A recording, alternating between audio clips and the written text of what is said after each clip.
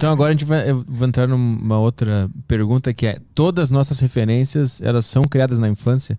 E o nosso mundo será projetado a partir de lá? Não todas as referências, mas a infância é uma fase da vida muito importante para estabelecer alguns tipos de referência. Tem uma teoria, por exemplo, que menciona que a nossa forma de se relacionar romanticamente, com as amizades, reflete em boa parte aquilo que a gente aprendeu na relação com os pais e irmãos. Então, sim, é uma base importante de referências para a gente, a infância. Vários acontecimentos ali, a gente aprender a conviver com os outros, a compartilhar, o ciúme, a insegurança ou a segurança de ser amado, querido, a minha autoeficácia, né, a minha autoconfiança para resolver as coisas. Várias experiências importantes de vida acontecem na infância e começam a abrir um terreno ali para você ir se desenvolvendo na adolescência, depois na fase adulta, mas não é só a infância. Porque muitas coisas diferentes vão acontecer ali na fase adulta, ou no início da fase adulta, ou na adolescência, que vão pensar assim, reformular possivelmente algumas daquelas outras experiências suas. Vou dar um exemplo bobo meu. Eu odiava estudar. Eu queria parar de estudar na 8ª série, queria fazer uma banda de rock. Eu até tive uma banda de rock, inclusive, mas não foi pra frente, não. Lançamos um disco aí e tal, Quarto Andar o nome. É um rock legalzinho depois. Mas eu odiava estudar, mano. Aí hoje, eu vivo de estudar. De pesquisar, de produzir divulgação científica, essas paradas todas. Então, tem muitas coisas que... Eu tive muitas experiências horríveis em escola, até sofri bullying também. Pratiquei um pouquinho também. Eu fui sacando com alguns... Botava uns apelidos, ou que eu me orgulho, mas assim... Eu tive muitas experiências que foram ruins na escola, algumas até meio traumáticas, assim.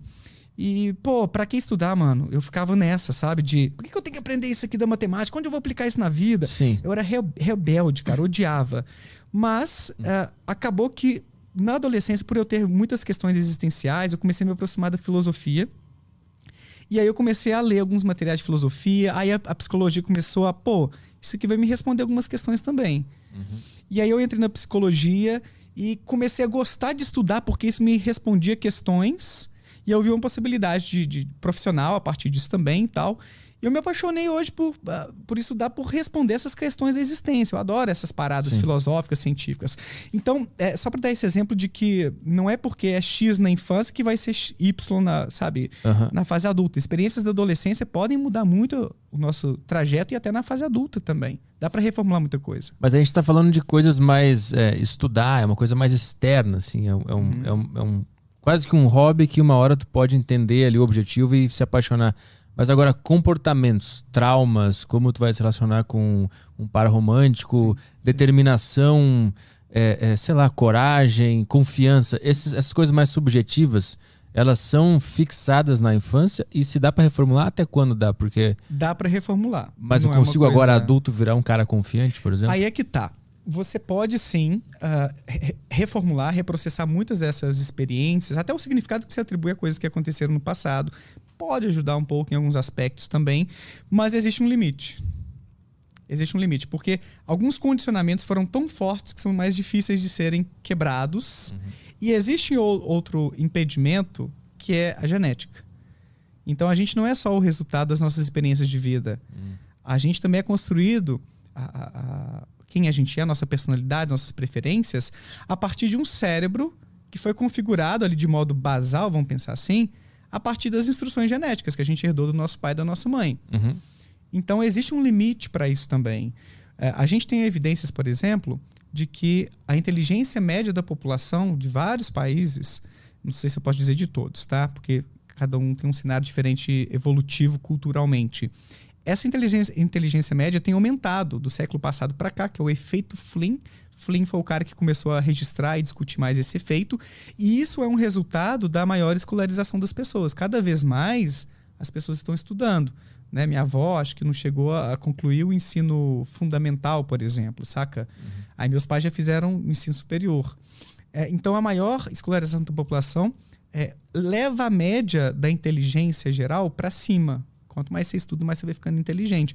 Mas também não é uma coisa que não tenha um teto. Saca? Não dá para todo mundo se tornar... Vamos pensar, né? A figura aí mais popular. Einstein, assim, ser um gênio e fazer grandes descobertas e tal. Sim. Não é uma coisa ilimitada, assim. Existe também uma barreira aí que vai ser genética. Tem um certo limite ali de Vamos pensar. Não é uma área que eu domino tanto assim a ponto de eu poder me aprofundar muito, tá, Petri? Então, assim, só uma ressalva. Mas é como se o seu cérebro não pudesse criar um número ilimitado de conexões e aumentar a velocidade de processamento de informações ilimitadamente. Existem diferenças individuais entre as pessoas que são parcialmente, e é importante ressaltar isso aqui, ó, parcialmente explicadas pela genética. Porque não é que a genética determina quem você vai ser, suas habilidades, completamente não.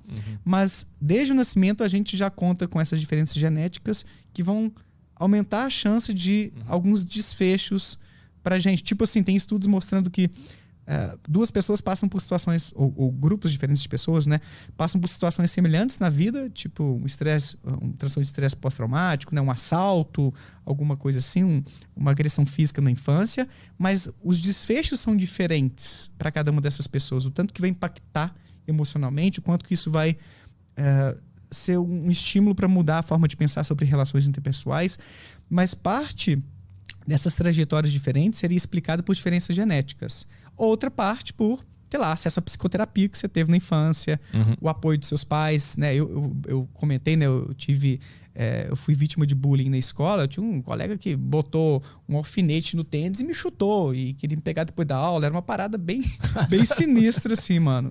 Passava e dava tapa na minha cabeça. Então foi muito tenso, mas meu pai me deu muito apoio nessa época, por exemplo. Ainda bem que eu fui privilegiado de contar com o pai, que tinha lá o office boy do escritório dele, ele passou a me buscar, deram assistência, conversaram com a diretora, sabe? Teve todo um lance, assim, que foi massa, assim, a forma como resolveram as coisas. Mas então, assim, as experiências de vida, as oportunidades contam muito também para o nosso desenvolvimento, não é aquela coisa determinista. Você foi vítima de bullying, vai desenvolver depressão. Você foi abusado na infância, vai desenvolver um problema de relacionamento e não vai conseguir, sei lá, fazer sexo ou vai ter problemas com isso. Não é uma coisa tão linear assim, sabe? Quando a gente fala de comportamento humano, é uma parada multideterminada e até mesmo a genética tem o que contribuir aí. Então não é uma coisa assim que rolou isso na infância, vai determinar assim e pronto. Ou é algo que não dê para mudar, para melhorar, para você aprimorar alguma habilidade. Inclusive a psicoterapia tá aí para isso, né? Mas a minha pergunta assim, sobre psicoterapia, por exemplo, a gente fica remediando o que aconteceu e deixa, por exemplo, a pessoa é muito insegura, aí ela vai na psicoterapia, conversa sobre isso e a partir dali ela vai simplesmente entender por que ela é insegura e vai conseguir manejar, ou ela vai conseguir mudar e virar uma pessoa segura, por exemplo? Sim, entender por que ela é assim pode ser, em alguns casos, pode facilitar um pouco algumas mudanças. Então, às vezes, você desenvolveu um padrão de relacionamento que fazia sentido lá atrás. Você ser uma pessoa mais precavida, tipo, você aprendeu que não dá para confiar muito nos seus pais, porque eles mentem para você, porque eles não te dão aquele apoio, aquele calor afetivo. E você passa a ser uma pessoa talvez mais insegura com vínculos. Dando um exemplo aqui, tá? Hipotético mesmo.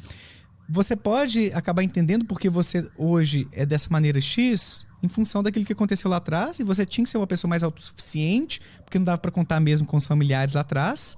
Mas hoje, será que você tem que ser autossuficiente?